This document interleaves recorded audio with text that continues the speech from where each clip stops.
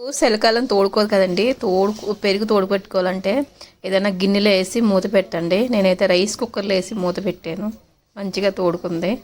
ఓకేనా, చూడండి. Hi friends, ఏం తీసుకొచ్చింది లాస్యా? 10 రోజులు ఇంట్లో తినాలా? 9 రోజులు ఇంట్లో బ్రేక్ఫాస్ట్ తినాలా?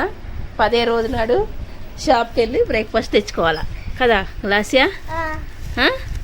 ఏం తెచ్చుకున్నావు బయట నుంచి? చూపి, ఏం తెచ్చా?